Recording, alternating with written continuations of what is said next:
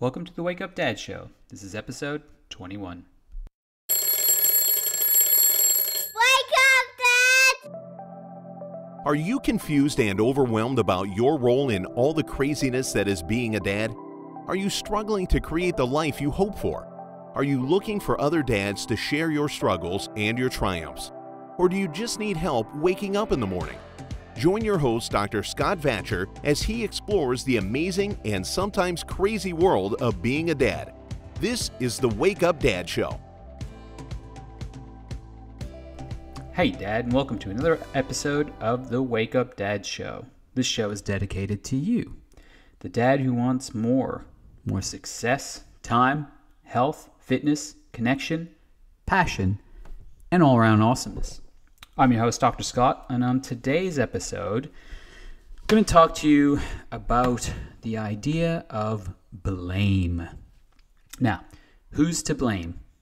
When something goes wrong in your life, like it does every day, like it does mine, because blame is relative and going up and down is relative, isn't it? So no matter where you are in life, if you've got an up, expect that there's going to be a down coming soon enough. And if you're going to be down, if you look for it, expect that there's going to be an up to balance things out, because life is always in balance.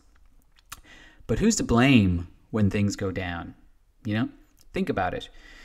You got a crap job. Who's to blame for that? If you don't like the government, who's to blame for that? How about your boss? Man, I can't stand that boss. Who's to blame? The boss is to blame, right?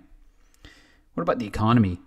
Man, I don't have enough money for this toy that I want, this vacation that I want, to pay the mortgage, to pay the bills.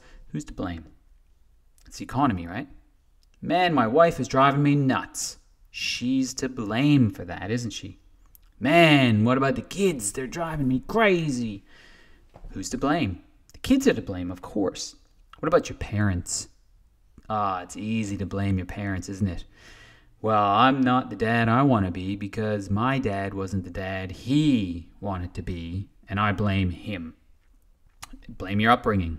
Maybe it was both your parents. Maybe it was your mom. Maybe it was your dad. Maybe it was somebody else who helped bring you up. But really, guys, guess what?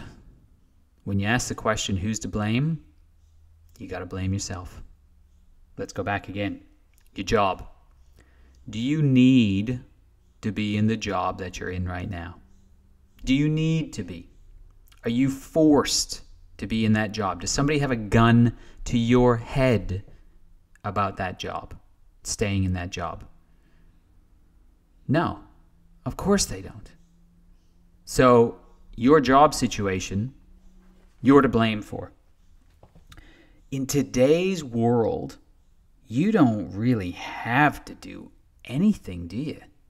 I mean, you know, abide by the law so you don't go to jail or something like that. But generally speaking, we don't really have to do very much. The choices that we get, the idea that, and this is a very true concept, is that we get to choose almost everything we do right now. So we want to blame other people and things and society for what's going on and what's going wrong with us. But in reality, we got to fess up, we got to own it, and we got to blame ourselves. Nathaniel Branden, the godfather of self-esteem. If you haven't heard of him, go check out his book, The 6 Pillars of Self-Esteem. You can get it in hard copy, you can get it in audiobook. You know, there's no reason or no excuse not to have this book listened to or read and have it up your arsenal of awesome things in your life to really help change things. So he talks about the 6 pillars of self-esteem. Now, there's one in particular that I really, really love, and it's the pillar of self-responsibility. He calls it the practice of self-responsibility, because all 6 pillars, and I'll probably go into those in a different episode, a different podcast, and just talk about all 6 because they're incredible. But for today's episode on Who's to Blame, I'm going to talk about just one of them. That's the pillar or practice of self-responsibility. Guys, no one is coming to save you. No one is coming to fix your life. And we can blame everybody else for whatever's going wrong, or we can take or practice some self-responsibility for what's happening in our lives. Because guys, in reality, it's the only thing that's going to make change. It's the only thing that's going to make change is taking responsibility for what's going on in your life. Don't get me wrong. Bad things happen to good people.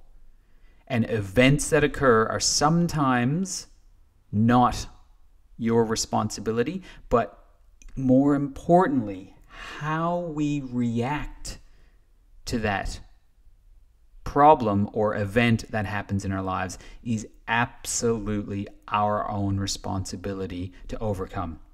So try this on. I want you to think about, this is part of your dad work for this episode. I want you to think about something that you know, you absolutely are 100% certain that you are not to blame. Like, let's go back to some of the examples. Your job, your boss, the government, the economy, your wife, the kids, your parents, your dad, your upbringing, that you know with 100% certainty is not your responsibility or your fault or to blame yourself for. Now, what I want you to try on for this dad work is to blame yourself anyway, even if you think it's not true, because it's the only thing that you can do to create change. By blaming other people, other situations, just anything besides yourself, it completely takes your power away to do anything about it. So guys, that's around your dad work. Think about the 5 P's of dadhood and think about which one of them are you blaming other people for. So is it your purpose? Oh, I don't have time, so you're blaming time. Is it your power? Again, I don't have time to be fit, to be healthy, to lose that extra weight. Is it your parenting? Is your providership? The boss, the job is just not making enough money for me. Or is it your passion? Does your marriage suck? It's her fault. It's not my fault. Any of those areas, think about it and just for a moment, try on the idea of blaming yourself for that. Because when you blame yourself, then you take your power back. You take the responsibility back. And therefore, it's the only way you're going to make change. So guys, that's it for today's episode. Dr. Scott signing off. And remember, hey, I've got a new ending here. Let me know what you think. An ancient proverb once said, for a man to achieve his dreams, he must first wake up. Dad, you're not alone. This is your wake-up call. We're in this together. All for one, one for all. So guys, if you get anything out of these episodes, please share it. It's actually, I think, a responsibility of yours. These episodes are free and available to anyone. All you need to do is, if you're listening to this episode right now, click the share button and share it with another dad that you know that could get something out of this. And check out the website, www.thewakeupdadshow.com, and subscribe to the email list so that you can get updates and put yourself in on the world map, because I have a goal of having every single country in the world covered. I think I'm up to about 29 countries around the world now that have listened to the podcast. That's pretty cool. Getting there. That's about 20%, I think, so far. So guys, talk to you next time. Do you want to know more about the Wake Up Dad movement? Go to www.thewakeupdadshow.com to download any and all past issues of the show, claim your free gift, or to directly ask Dr. Scott any questions you have. Continue the conversation on the Facebook group Wake Up Dad. Share this podcast with other dads on iTunes or Google Play. Make sure to subscribe to the show and give us a rating so we can reach more dads.